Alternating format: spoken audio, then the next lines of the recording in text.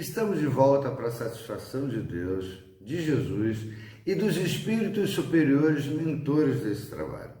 Allan Kardec e os espíritos nos trazem hoje para as últimas duas questões da lei natural, com as quais viemos tratando nesses 12 episódios.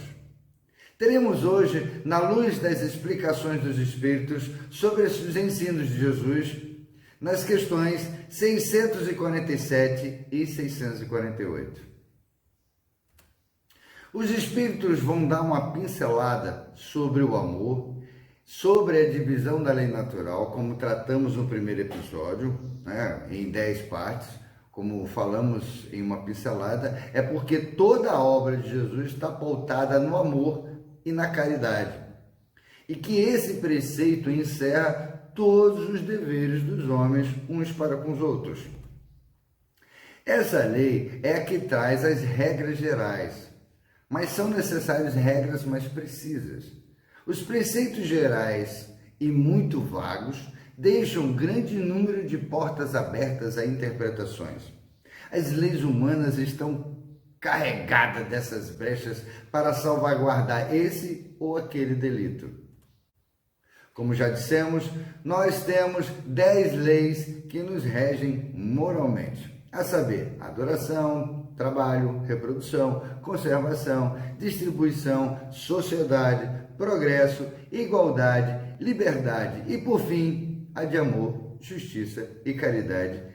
É uma divisão adotada por não termos nenhum outro sistema de classificação. Mas que a última lei é a mais importante, por ser a que faculta o homem adiantar-se mais na vida espiritual, visto que resume as outras. Devemos entender que Kardec passava pelo iluminismo, um movimento que na França estava calcado na igualdade, na liberdade e na fraternidade. Tiago Souza, professor de História, relata que nessa fase estava o uso da razão sobre a fé, para proporcionar à sociedade uma resposta aos seus problemas. Esse movimento intelectual do século XVIII, em suas obras, os pensadores argumentavam contra a determinação mercantilistas e religiosas. O mercantilismo, segundo o autor, era a fonte de riqueza de uma nação e se baseava no comércio e no acúmulo de metais preciosos. Os iluministas visavam o Estado liberal e que o mercado deveria se autorregular. Pregavam a distinção da religião e o Estado, já que na época isso se fundia, o que deveria ter limitações dos privilégios e o uso da ciência para questionar as doutrinas religiosas. Assim, a obra tem um aspecto metodológico dentro de um racionalismo, experimentalismo e evolucionismo.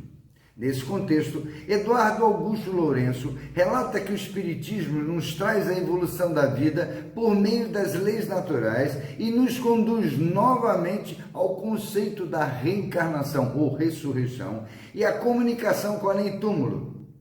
Desta visão, no século das luzes, o Espiritismo assume os 3 pilares: doutrina, ciência e filosofia. Ou seja, doutrina quando falamos de fé cristã. Quando utilizamos os ensinos do Cristo como base de sua filosofia e assim, estudando os fenômenos mediúnicos, nos aliamos à ciência dos espíritos. Lourenço assim descreve o momento. O Espiritismo é, por um lado, iluminista em seu conhecimento racional das leis que regem a evolução biopsico-espiritual do gênero humano,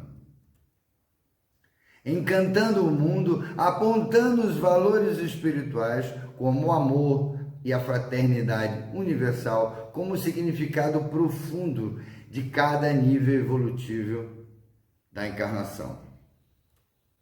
Bem, queridos irmãos e irmãs, nesse ponto chegamos ao que entendemos sobre a lei natural, visto que falamos do que foi perguntado por Kardec aos espíritos no momento da codificação da doutrina. Nessa viagem, compreendemos que a lei de Deus é imutável e que a dos homens sofre alterações de acordo com as necessidades ou de outros interesses para nos policiarmos na incrível tarefa da convivência mútua rumo ao progresso. Então, nos próximos episódios, abordaremos as questões 649 a 673, que estão contidas na terceira parte de O Livro dos Espíritos, que é a lei da adoração.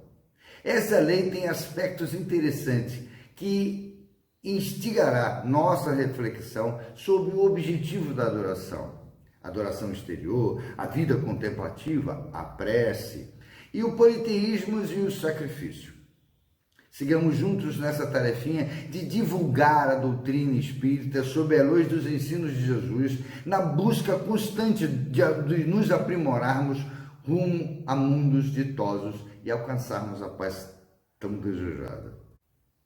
Mas não nos esqueçamos jamais que, mesmo chegando a essa condição, nossos esforços serão dobrados, visto que auxiliaremos através da caridade outros irmãos que também, como nós, buscam a reforma íntima para progredirem.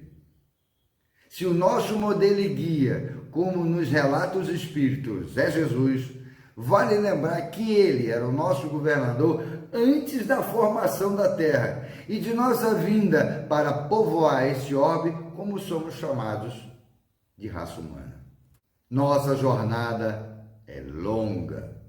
Com a permissão de Deus, de Jesus, dos mentores e colaboradores desse trabalho, aguardo vocês no próximo episódio. Paz e luz!